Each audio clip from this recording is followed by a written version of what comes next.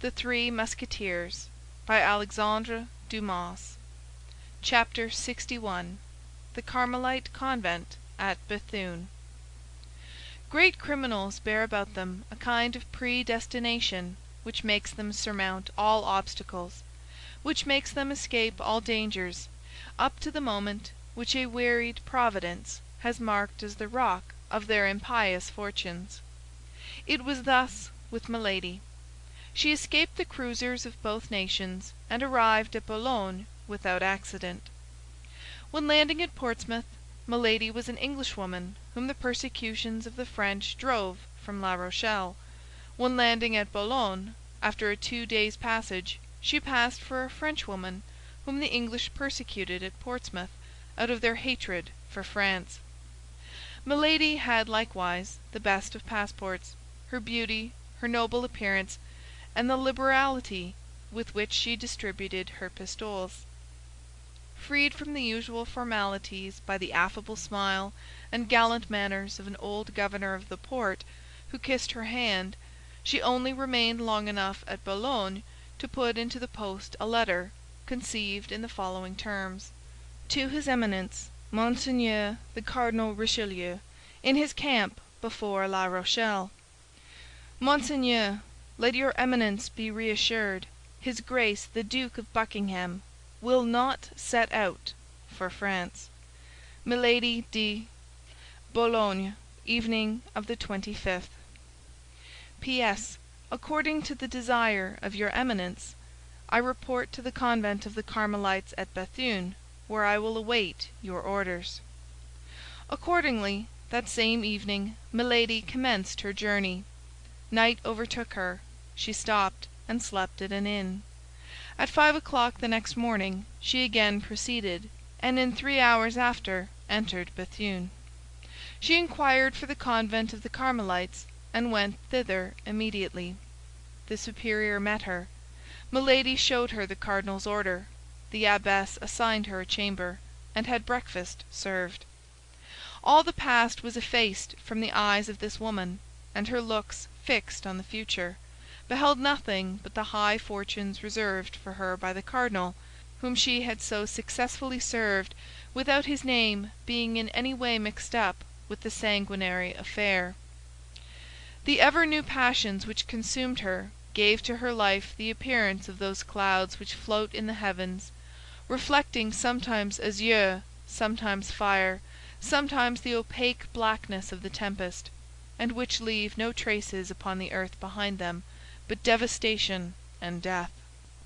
After breakfast the abbess came to pay her a visit. There was very little amusement in the cloister, and the good superior was eager to make the acquaintance of her new boarder. Milady wished to please the abbess.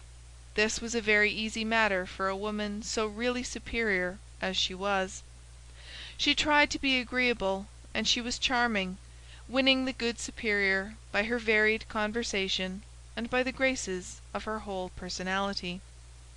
The abbess, who was the daughter of a noble house, took particular delight in stories of the court, which so seldom traveled to the extremities of the kingdom, and which, above all, have so much difficulty in penetrating the walls of convents, at whose threshold the noise of the world dies away.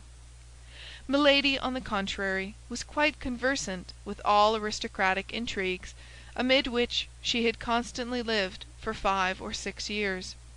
She made it her business, therefore, to amuse the good abbess with the worldly practices of the court of France, mixed with the eccentric pursuits of the king. She made for her the scandalous chronicle of the lords and ladies of the court, whom the abbess knew perfectly by name, touched lightly on the amours of the queen and the Duke of Buckingham, talking a great deal to induce her auditor to talk a little. But the abbess contented herself with listening and smiling, without replying a word. Milady, however, saw that this sort of narrative amused her very much, and kept at it. Only she now let her conversation drift toward the cardinal. But she was greatly embarrassed. She did not know whether the abbess was a royalist or a cardinalist. She therefore confined herself to a prudent middle course. But the abbess, on her part, maintained a reserve still more prudent, contenting herself with making a profound inclination of the head every time the fair traveller pronounced the name of his Eminence. Milady began to think she should soon grow weary of a convent life.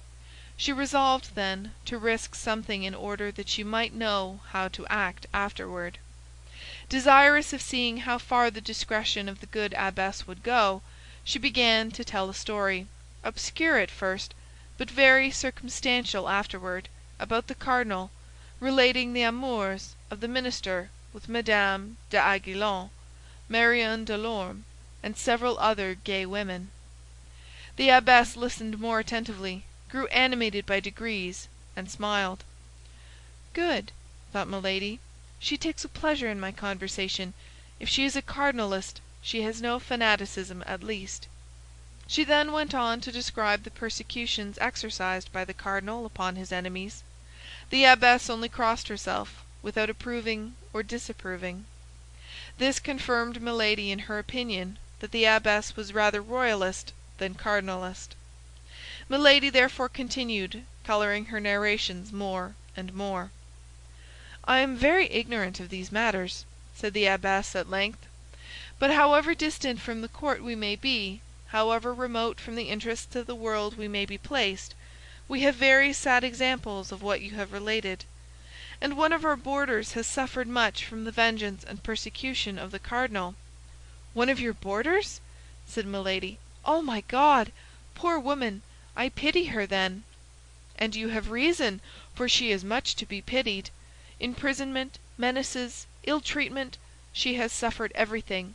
But after all," resumed the abbess, "Monsieur Cardinal has perhaps plausible motives for acting thus; and though she has the look of an angel, we must not always judge people by the appearance." "Good," said Milady to herself.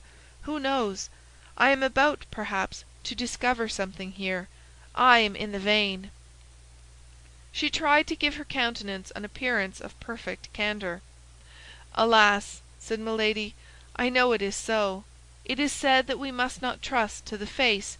But in what, then, shall we place confidence, if not in the most beautiful work of the Lord? As for me, I shall be deceived all my life, perhaps, but I shall always have faith in a person whose countenance inspires me with sympathy." "You would, then, be tempted to believe," said the abbess, "that this young person is innocent?" "The cardinal pursues not only crimes," said she. "There are certain virtues which he pursues more severely than certain offenses." "Permit me, madame, to express my surprise," said the abbess. "At what?" said Milady, with the utmost ingenuousness. "At the language you use." "What do you find so astonishing in that language?" said Milady, smiling. "You are a friend of the cardinal, for he sends you hither, and yet I speak ill of him," replied Milady, finishing the thought of the superior. "At least, you don't speak well of him." "That is because I am not his friend," said she, sighing, "but his victim. But this letter in which he recommends you to me is an order for me to confine myself to a sort of prison, from which he will release me by one of his satellites." "But why have you not fled?" "Whither should I go? Do you believe that there is a spot on the earth which the cardinal cannot reach if he takes the trouble to stretch forth his hand? If I were a man, that would barely be possible, but what can a woman do? This young boarder of yours, has she tried to fly?" "No, that is true. But that is another thing. I believe she is detained in France by some love affair." "Ah," said Milady with a sigh, "if she loves, she is not altogether wretched." "Then," said the abbess, looking at Milady with increasing interest, "I behold another poor victim?" "Alas, yes," said Milady. The abbess looked at her for an instant with uneasiness, as if a fresh thought suggested itself to her mind. "You are not an enemy of our holy faith?" said she, hesitatingly. "Who, I?" cried Milady. "I a Protestant? Oh, no! I call to witness the God who hears us, that on the contrary I am a fervent Catholic." "Then, madame," said the abbess, smiling, "be reassured. The house in which you are shall not be a very hard prison, and we will do all in our power to make you cherish your captivity. You will find here, moreover, the young woman of whom I spoke, who is persecuted, no doubt, in consequence of some court intrigue. She is amiable and well behaved." "What is her name?" "She was sent to me by someone of high rank, under the name of Kitty. I have not tried to discover her other name." "Kitty!" cried Milady. "What? Are you sure?" "That she is called so? Yes, madame. Do you know her?" Milady smiled to herself at the idea which had occurred to her that this might be her old chambermaid. There was connected with the remembrance of this girl a remembrance of anger, and a desire of vengeance disordered the features of Milady, which, however, immediately recovered the calm and benevolent expression which this woman of 100 faces had for a moment allowed them to lose. "And when can I see this young lady, for whom I already feel so great a sympathy?" asked Milady. "Why, this evening," said the abbess. "Today even. But you have been traveling these 4 days, as you told me yourself. This morning you rose at 5 o'clock. You must stand in need of repose. Go to bed and sleep. At dinner time we will rouse you." Although Milady would very willingly have gone without sleep, sustained as she was by all the excitements which a new adventure awakened in her heart, ever thirsting for intrigues, she nevertheless accepted the offer of the superior. During the last 15 days she had experienced so many and such various emotions that if her frame of iron was still capable of supporting fatigue, her mind required repose. She therefore took leave of the abbess and went to bed, softly rocked by the ideas of vengeance which the name of Kitty had naturally brought to her thoughts. She remembered that almost unlimited promise which the cardinal had given her if she succeeded in her enterprise. She had succeeded. D'Artagnan was then in her power. One thing alone frightened her. That was the remembrance of her husband, the Comte de la Fère, whom she had believed dead, or at least expatriated, and whom she found again in Athos, the best friend of D'Artagnan. But alas, if he was the friend of D'Artagnan, he must have lent him his assistance in all the proceedings by whose aid the queen had defeated the project of his Eminence. If he was the friend of D'Artagnan, he was the enemy of the cardinal, and she doubtless would succeed in involving him in the vengeance by which she hoped to destroy the young Musketeer. All these hopes were so many sweet thoughts for Milady, so, rocked by them, she soon fell asleep. She was awakened by a soft voice which sounded at the foot of her bed. She opened her eyes and saw the abbess, accompanied by a young woman, with light hair and delicate complexion, who fixed upon her a look full of benevolent curiosity.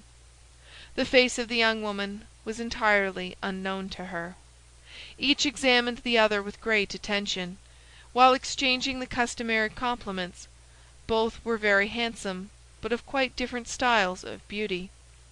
Milady, however, smiled in observing that she excelled the young woman by far in her high air and aristocratic bearing. It is true that the habit of a novice, which the young woman wore, was not very advantageous in a contest of this kind. The abbess introduced them to each other. When this formality was ended, as her duties called her to chapel, she left the 2 young women alone. The novice, seeing Milady in bed, was about to follow the example of the superior, but Milady stopped her. "How, madame," said she, "I have scarcely seen you, and you already wish to deprive me of your company, upon which I had counted a little, I must confess, for the time I have to pass here." "No, madame," replied the novice, "only I thought I had chosen my time ill. You were asleep, you are fatigued." "Well," said Milady, "what can those who sleep wish for? A happy awakening? This awakening you have given me. Allow me, then, to enjoy it at my ease." And taking her hand, she drew her toward the armchair by the bedside. The novice sat down.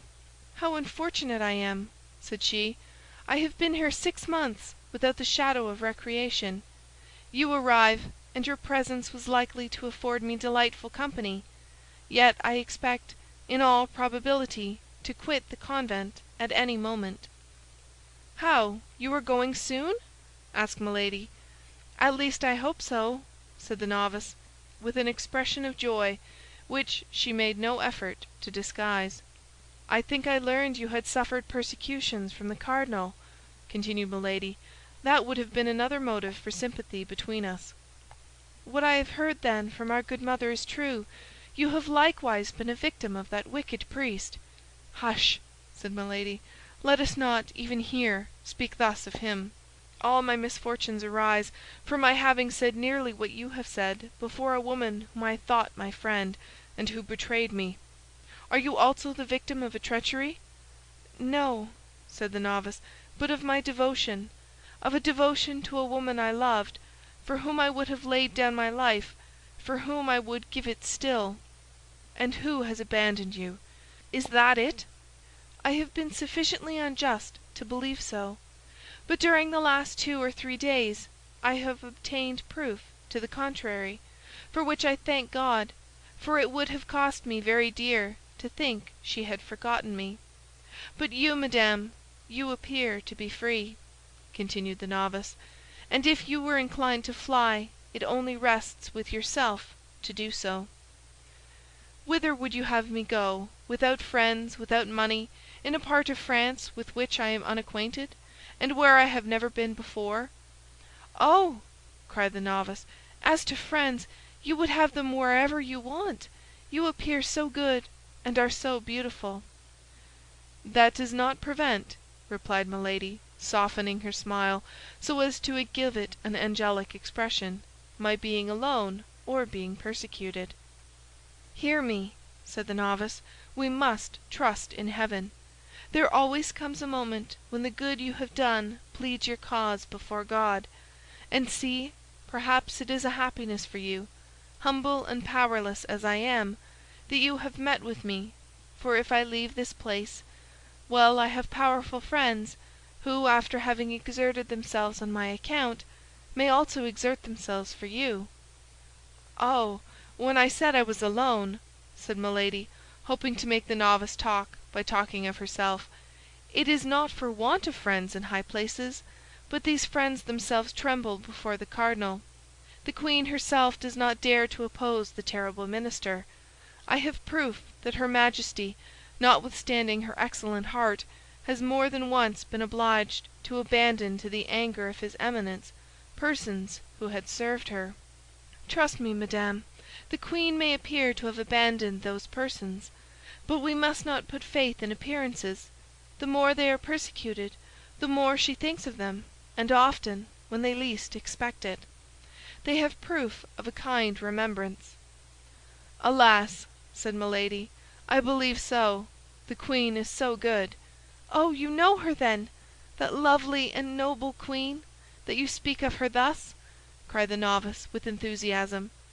"That is to say," replied Milady, driven into her entrenchment, "that I have not the honor of knowing her personally, but I know a great number of her most intimate friends. I am acquainted with Monsieur de Putange. I met Monsieur Dujat in England. I know Monsieur de Tréville." "Monsieur de Tréville!" exclaimed the novice. "Do you know Monsieur de Tréville?" "Yes, perfectly well, intimately even." "The captain of the king's Musketeers?" "The captain of the king's Musketeers." "Why, then, only see," cried the novice, "we shall soon be well acquainted, almost friends. If you know Monsieur de Tréville, you must have visited him." "Often," said Milady, who, having entered this track, and perceiving that falsehood succeeded, was determined to follow it to the end. "With him, then, you must have seen some of his Musketeers." "All those he is in the habit of receiving," replied Milady, for whom this conversation began to have a real interest. "Name a few of those whom you know, and you will see if they are my friends." "Well," said Milady, embarrassed, "I know Monsieur de Louvigny, Monsieur de Courtivron, Monsieur de Ferussac." The novice let her speak; then, seeing that she paused, she said, "Don't you know a gentleman named Athos?" Milady became pale as the sheets in which she was lying, and mistress as she was of herself, could not help uttering a cry, seizing the hand of the novice, and devouring her with looks. "What is the matter? Good God!" asked the poor woman. "Have I said anything that has wounded you?" "No, but the name struck me, because I also have known that gentleman, and it appeared strange to me to meet with a person who appears to know him well." "Oh, yes, very well. Not only him, but some of his friends, Messieurs Porthos and Aramis." "Indeed! You know them likewise?" "I know them!" cried Milady, who began to feel a chill penetrate her heart. "Well, if you know them, you know that they are good and free companions. Why do you not apply to them if you stand in need of help?" "That is to say," stammered Milady, "I am not really very intimate with any of them. I know them from having heard one of their friends, Monsieur d'Artagnan, say a great deal about them." "You know Monsieur d'Artagnan!" cried the novice, in her turn seizing the hands of Milady, and devouring her with her eyes. Then, remarking the strange expression of Milady's countenance, she said, "Pardon me, madame, you know him by what title?" "Why," replied Milady, embarrassed, "why, by the title of friend." "You deceive me, madame," said the novice. "You have been his mistress." "It is you who have been his mistress, madame," cried Milady in her turn. "I?" said the novice. "Yes, you. I know you now. You are a Madame Bonacieux." The young woman drew back, filled with surprise and terror. "Oh, do not deny it! Answer!" continued Milady. "Well, yes, madame," said the novice. "Are we rivals?" The countenance of Milady was illumined by so savage a joy that under any other circumstances Madame Bonacieux would have fled in terror, but she was absorbed by jealousy. "Speak, madame," resumed Madame Bonacieux, with an energy of which she might not have been believed capable. "Have you been, or are you, his mistress?" "Oh, no," cried Milady, with an accent that admitted no doubt of her truth. "Never, never!" "I believe you," said Madame Bonacieux; "but why, then, did you cry out so?" "Do you not understand?" said Milady, who had already overcome her agitation and recovered all her presence of mind. "How can I understand? I know nothing." "Can you not understand that Monsieur d'Artagnan, being my friend, might take me into his confidence?" "Truly?" "Do you not perceive that I know all? Your abduction from the little house at St. Germain, his despair, that all of his friends, and their useless inquiries up to this moment? How could I help being astonished when, without having the least expectation of such a thing, I meet you face to face, you of whom we have so often spoken together, you whom he loves with all his soul, you whom he had taught me to love before I had seen you? Ah, dear Constance, I have found you then. I see you at last." And Milady stretched out her arms to Madame Bonacieux, who, convinced by what she had just said, saw nothing in this woman whom an instant before she had believed her rival, but a sincere and devoted friend. "Oh, pardon me!" she cried, sinking upon the shoulders of Milady. "Pardon me! I love him so much!" These two women held each other for an instant in a close embrace. Certainly, if Milady's strength had been equal to her hatred, Madame Bonacieux would never have left that embrace alive. But not being able to stifle her, she smiled upon her. "Oh, you beautiful, good little creature," said Milady, "how delighted I am to have found you! Let me look at you." And while saying these words, she absolutely devoured her by her looks. "Oh, yes, it is you indeed. From what he has told me, I know you now. I recognize you perfectly." The poor young woman could not possibly suspect what frightful cruelty was behind the rampart of that pure brow, behind those brilliant eyes in which she read nothing but interest and compassion. "Then you know what I have suffered," said Madame Bonacieux, "since he has told you what he has suffered. But to suffer for him is happiness." Milady replied mechanically, "Yes, that is happiness." She was thinking of something else. "And then," continued Mme. Bonacieux, "my punishment is drawing to a close. Tomorrow, this evening perhaps, I shall see him again, and then the past will no longer exist." "This evening?" asked Milady, roused from her reverie by these words. "What do you mean? Do you expect news from him?" "I expect himself." "Himself? D'Artagnan here?" "Himself." "But that's impossible. He is at the siege of La Rochelle with the cardinal. He will not return till after the taking of the city." "Ah, you fancy so. But is there anything impossible for my D'Artagnan, the noble and loyal gentleman?" "Oh, I cannot believe you." "Well, read, then," said the unhappy young woman, in the excess of her pride and joy, presenting a letter to Milady. "The writing of Madame de Chevreuse," said Milady to herself. "Ah, I always thought there was some secret understanding in that quarter." And she greedily read the following few lines: "My dear child, hold yourself ready. Our friend will see you soon, and he will only see you to release you from that imprisonment in which your safety required you should be concealed. Prepare then for your departure, and never despair of us. Our charming Gascon has just proved himself as brave and faithful as ever. Tell him that certain parties are grateful for the warning he has given." "Yes, yes," said Milady, "the letter's precise. Do you know what that warning was?" "No; I only suspect he has warned the queen against some fresh machinations of the cardinal." "Yes, that's it, no doubt," said Milady, returning the letter to Mme. Bonacieux, and letting her head sink pensively upon her bosom. At that moment they heard the gallop of a horse. "Oh!" cried Mme. Bonacieux, darting to the window, "can it be he?"